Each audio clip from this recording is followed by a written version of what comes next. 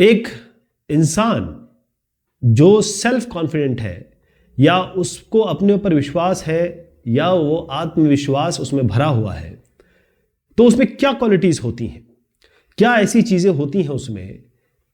पहली चीज होती है या होनी चाहिए सेल्फ बिलीफ, अपने ऊपर विश्वास या अपने ऊपर पूरी तरीके से यह काम कर सकने की प्रतिबद्धता, जिसको हम कमिटमेंट में भी देखेंगे। लेकिन सेल्फ बिलीफ मतलब होता है कि हाँ, यस आई कैन। अब मैं एग्जांपल देता हूं थॉमस अल्वा एडिसन साहब का। इन्होंने हजारों की तादाद में प्रोटोटाइप बनाने, प्रोटोटाइप का मतलब यह होता है कि वो बल्ब बनाना चाहते थे, बल्ब जैसी चीज बनाना चाहते थे, तो उसके पहले उन्होंने बहुत कोशिशें की। प्रोटोटाइप मतलब होता है कि उस जैसा ही कुछ बनाना, और फाइनली वो बल्ब बना पाए जिससे आज पूरी दुनिया जगमग है।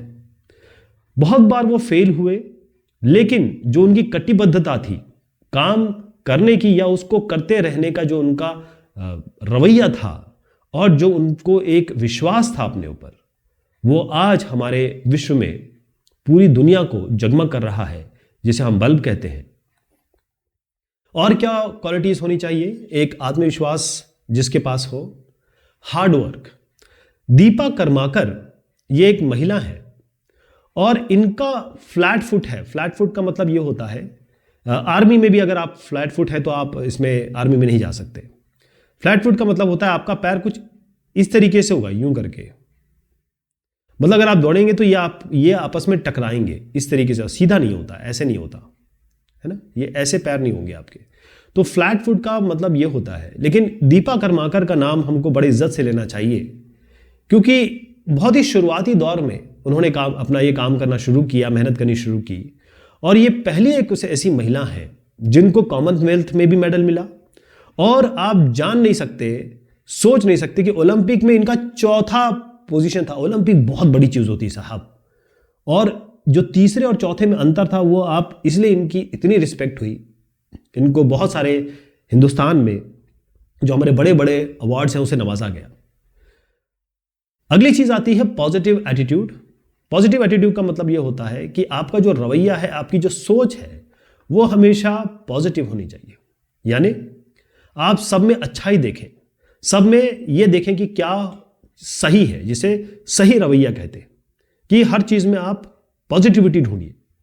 तो आप क्या करेंगे कि अगर आप में कोई, आपकी जिंदगी में कुछ कमियां भी आ रही हैं, कोई दिक्कतें भी आ रही हैं, तो उसको भी अगर आपका पॉजिटिव एटीट्यूड है, ऐसा चश्मा पहने जिससे आप उसकी अच्छाइयाँ ढूंढने की कोशिश करिए। अगर आप किसी एग्जाम में फेल हो गए, इसका मतलब जैसे आप कोई एंट्रेंस एग्जाम दे रहे हैं उसमें फेल हो गए, इसका मतलब ये नहीं है कि आप जिंदगी से फेल हो गए।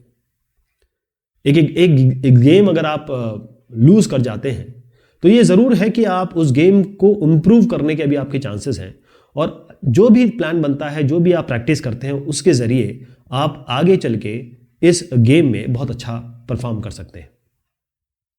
कमिटमेंट की बात आती है, महात्मा गांधी से ज्यादा बढ़िया एग्जाम्पल तो हो नहीं सकता।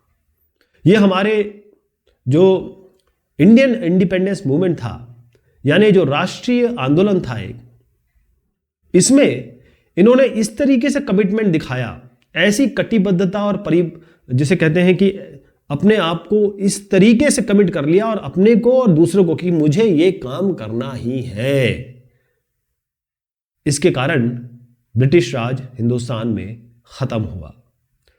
ध्यान रखिए, ना तो इन्होंने कोई अपशब्द कहे, ना तो इन्होंने लाठी भाले उठाए, केवल नॉन वायलेंट सिविल डिसोबीडियंस यानी सविनय अवज्ञा आंदोलन इन्होंने किया, और इन्होंने कहा कि अब हम बिल्कुल बगैर कोई अहिंसा किए हुए, लड़ाई झगड़ा किए हुए, हम बस जो आप कहते हैं वो हम नहीं मानेंगे और बस धरने पे बैठ जाएंगे। इसी से हमको इंडिपेंडेंस मिला है। कैसे अपने आत्मविश्वास को बढ़ाया जाए?